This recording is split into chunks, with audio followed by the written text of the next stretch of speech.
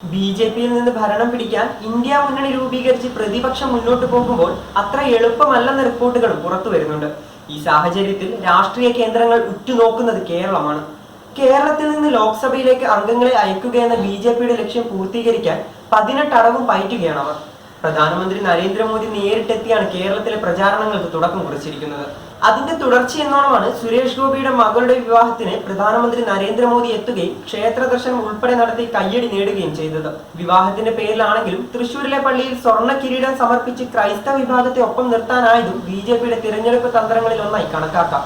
പ്രധാനമന്ത്രിയുടെ തൃശൂർ സന്ദർശനം വരാനിരിക്കുന്ന പാർലമെന്റ് തിരഞ്ഞെടുപ്പ് ലക്ഷ്യമാക്കി ബി.ജെ.പി ഒരു മുഴ മുന്നേ എറിഞ്ഞതാണെന്ന് മനസ്സിലാക്കാൻ പ്രത്യേകിച്ച് ചിന്തിക്കേണ്ട ആവശ്യമില്ല. ഇപ്പോൾ തന്നെ സുരേഷ് ഗോപിയെ വിജയിപ്പിക്കുന്ന ചുവരെഴുത്തുകൾ തൃശൂരിൽ പ്രത്യക്ഷപ്പെട്ടു കഴിഞ്ഞു. കേരളത്തിൽ ഒരുപക്ഷെ തിരഞ്ഞെടുപ്പ് മാത്രം ലക്ഷ്യമാക്കി പ്രവർത്തിച്ച, അത് തുറന്നു പറഞ്ഞ തനിക്ക് മത്സരിക്കണം എന്ന് ആവർത്തിച്ച് ആവശ്യപ്പെട്ട രാഷ്ട്രീയക്കാരനാണ് സുരേഷ് ഗോപി. കഴിഞ്ഞ തവണ തൃശൂരിൽ സുരേഷ് ഗോപി ഉണ്ടാക്കിയ ഓളം കാരണവും എവിടെ ചെന്നാലും 4 ആൾ കൂടുമെന്ന് ഉറപ്പുള്ള സിനിമാ നടൻ കൂടി ആയതുകൊണ്ടും താൻ വേണമെന്ന് പറഞ്ഞാൽ തിരഞ്ഞെടുപ്പിൽ സീറ്റ് തരാതിരിക്കാൻ ബി.ജെ.പിക്ക് സാധിക്കില്ലെന്ന് സുരേഷ് ഗോപിക്ക് നന്നായി അറിയാം. അതുകൊണ്ട് തന്നെ തന്റെ സ്ഥാനാർത്ഥിത്വം സ്വയം പ്രഖ്യാപിക്കുന്ന കേരളത്തിലെ ആദ്യ സ്ഥാനാർത്ഥി കൂടിയാണ് സുരേഷ് ഗോപി. ലോക്സഭാ തിരഞ്ഞെടുപ്പിൽ രാഷ്ട്രീയ പാർട്ടികൾ സ്ഥാനാർത്ഥി നിർണയം പോലും പൂർത്തിയാക്കാത്ത സാഹചര്യത്തിൽ ആദ്യം തന്നെ സുരേഷ് ഗോപിയെ മുന്നിൽ നിർത്തി നരേന്ദ്രമോദിയെ രംഗത്തിറക്കി കളം പിടിക്കാൻ ബി.ജെ.പി നടത്തുന്ന ഈ ശ്രമം ഫലം കാണുമോ എന്നതാണ് ചോദ്യം. കഴിഞ്ഞ ദിവസമാണ് അയോധ്യയിലെ റോഡ് ഷോയിലൂടെ നരേന്ദ്രമോദി ബി.ജെ.പിയുടെ ലോക്സഭാ തിരഞ്ഞെടുപ്പ് പ്രചാരണം ആരംഭിച്ചത്. എന്താണ് ബി.ജെ.പി ഈ തിരഞ്ഞെടുപ്പിൽ ഇറക്കാൻ പോകുന്ന തുറുപ്പുചീട്ടെന്ന് വ്യക്തമാക്കി തന്നെയാണ് അവർ മുന്നോട്ട് പോകുന്നത്. ദേശീയ തലത്തിൽ എവിടെ നിന്ന് തിരഞ്ഞെടുപ്പ് പ്രചാരണം ആരംഭിക്കണമെന്ന് അവർക്കറിയാം. അതിനോട് ചേർത്ത് പറഞ്ഞാൽ കേരളത്തിലും എവിടെ നിന്ന് പ്രചാരണം ആരംഭിക്കണമെന്നും അവർക്കറിയാം. എങ്ങനെയെങ്കിലും സുരേഷ് ഗോപിയെ വിജയിപ്പിച്ചെടുക്കുക, ആ വിജയത്തിലൂടെ ബിംബമാകുന്ന സുരേഷ് ഗോപിയെ ഉയർത്തിക്കാട്ടി മറ്റു തിരഞ്ഞെടുപ്പുകളെ അഭിമുഖീകരിക്കുക എന്നതാണ് ബി.ജെ.പിയുടെ ഉദ്ദേശം. ഈ പാർലമെന്റ് തിരഞ്ഞെടുപ്പിൽ സുരേഷ് ഗോപിയെങ്കിലും വിജയിക്കണം എന്നുള്ളതാണ് അവരുടെ ആവശ്യം. അതിലൂടെ പലതിലേക്കും പിടിച്ചു കയറാമെന്ന ആഗ്രഹവും ബി.ജെ.പിക്കുണ്ട്. നിർഭാഗ്യമെന്ന് പറയട്ടെ, അക്കൗണ്ട് തുറക്കാനുള്ള ബി.ജെ.പിയുടെ ശ്രമങ്ങൾ ഓരോന്നും ചെന്ന് കൊള്ളുന്നത് CPIയുടെ തലയ്ക്കുള്ള അടി കൂടിയാണ്.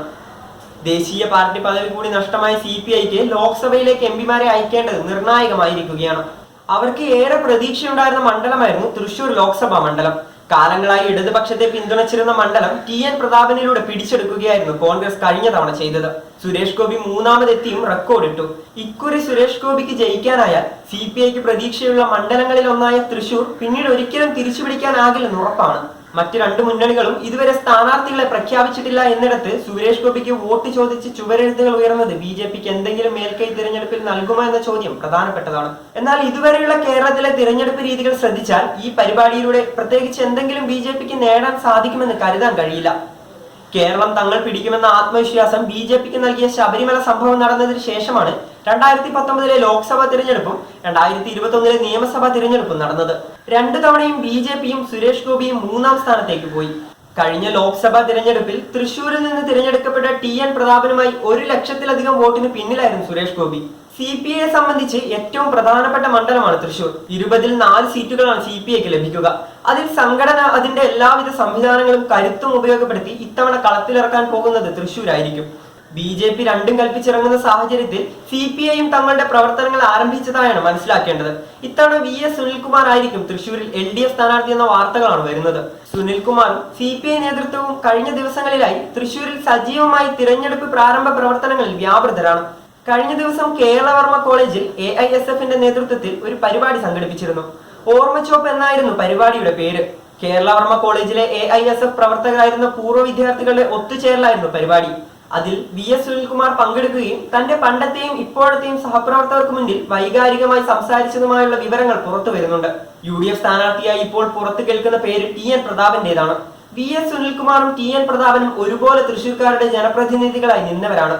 അതുകൊണ്ട് തന്നെ അത്ര എളുപ്പത്തിൽ സുരേഷ് ഗോപിയെ പോലൊരു സിനിമാ താരത്തിന് തകർക്കാൻ സാധിക്കുന്നതല്ല അവരുടെ ജനകീയത.